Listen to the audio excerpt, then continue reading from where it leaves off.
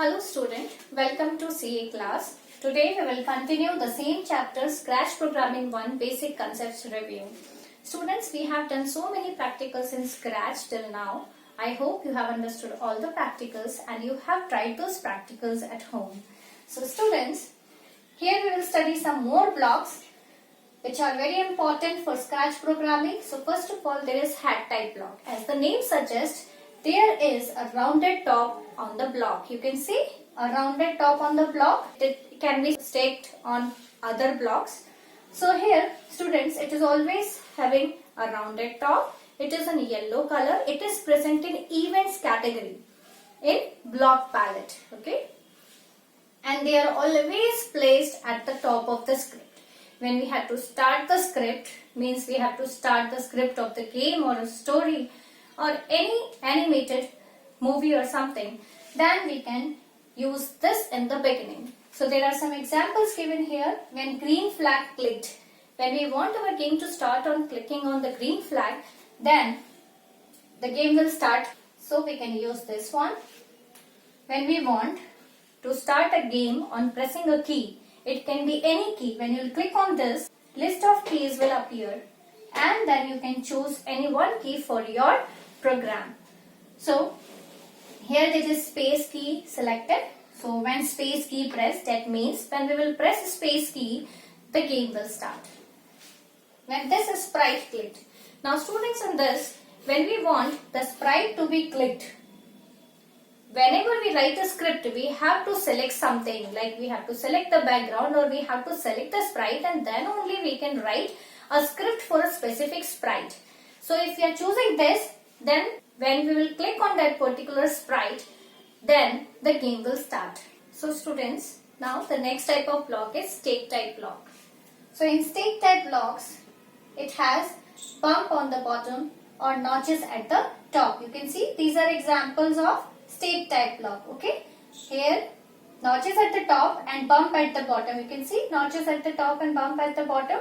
So here these stacks can be stacked one above the other, and that is why it is known as stake type block. A stake means as you arrange plates one above the other, the same way these blocks can be arranged one above the other. So students, stake type blocks are of three types. First is plain action type blocks, like motion block. Okay, in motion block we have if on edge bounce, move 10 steps, set variable to 0, go to x 0 and y 0, the position means center. Okay, so here these three are motion type blocks in blue color. This will be in orange color. So students, these are the blocks can be staked one above the other. It is if on edge bounce. You might have seen the stage is very small in size, and when the sprite strike to the edges, at that time if we have to bounce it back on the stage, then we will use this type of stake type block. Okay, so it is plain action type block. If you have to move a sprite 10 steps, then we can use this type of block. Okay, so these blocks are actually to perform some action. Sprite will perform some action. Okay. Now another type of stake type block is interaction type. So in this, students, it will display the message, or the sprite will ask us something to insert. Like sprite will ask, what is your name? Sometimes you might have seen that before starting the game used to ask you some information, like what is your name or from where you are, etc. So that we can insert here. This is a simple block to display the message. Okay. Say hello. So this will be here, there will be the text box, and we can double click inside it and we can change the value. In place of hello, we can write anything like hi, I'm Neelam, etc. So when we will use this block, this message will be displayed like this. Okay, near the sprite. Okay, sprite will say hello. We will be able to see the message on the screen. The same way, one more is there, input, in which we can insert a question and then sprite can ask us while starting the game. So when the program is running, when the script is running, the sprite will can ask us that what is your name, from where you are, or where do you live, or how many players are there, etc. So that information we can insert at the runtime. students, this is the third type of stake type block, C type block. As the name suggests, its shapes look like C.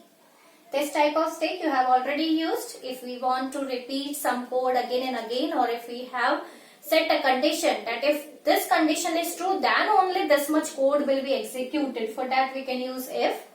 Okay, so repeat you have already used. It is a stake type block, actually a stake type C type block, in which we can input other blocks. Okay, other blocks can be staked one above the other inside it. This type of loop you have already used.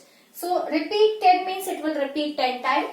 Forever means it will repeat and it will never stop. It will repeat forever. And if condition, then if here we will mention some condition like A is greater than B, or A is not equal to 0, or A is greater than 0, etc. Till then we can use this condition and some blocks we can stake inside it. And if this condition is true, then only those blocks will be executed. Here repeat until, here we can specify the condition. Until and unless the condition is true, the code will be repeated.